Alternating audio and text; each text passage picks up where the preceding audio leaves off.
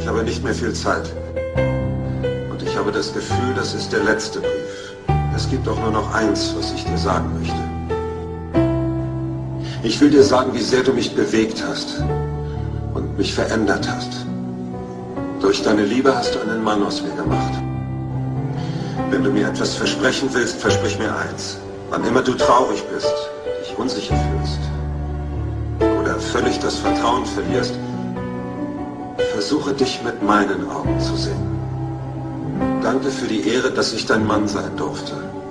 Ich bin jetzt ein Mensch ohne Reue. Ein glücklicher Mensch. Du warst mein Leben, Holly. Aber ich bin in deinem Leben ein Kapitel. Es wird noch mehrere geben. Das verspreche ich dir. So, und jetzt kommt es.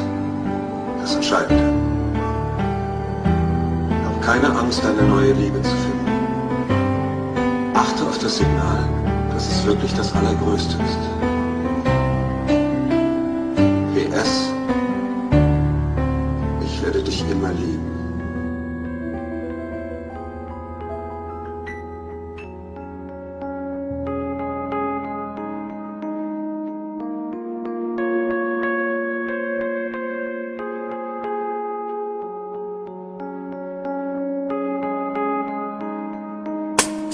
Wo bist du heute?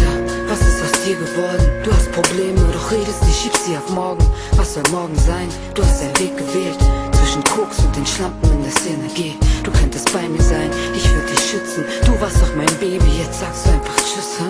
Hattest Angst, dass du eine Frau wie mich nicht hältst. Ich würde dich verletzen, frag dich, wem du das erzählst. Ich bin gestorben, nur aus Angst, dich zu verlieren. Schau uns heute an, sag mir, was ist mit uns passiert? Du hast uns so werden lassen, und auch wenn es mir mein Herz bricht, werde ich meine Liebe sterben lassen. Denkst du manchmal an mich, wenn du sie grad küsst? Ich bin ratlos, frag mich, ob du mich vermisst.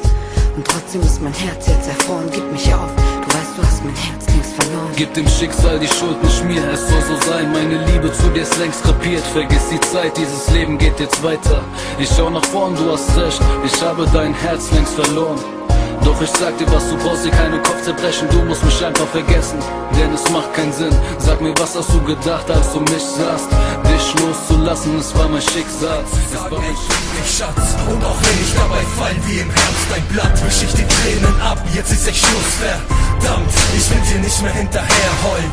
Uходи, я не хочу тебя видеть. Ich will dich nie mehr sehen. Ich will dich nie mehr sehen.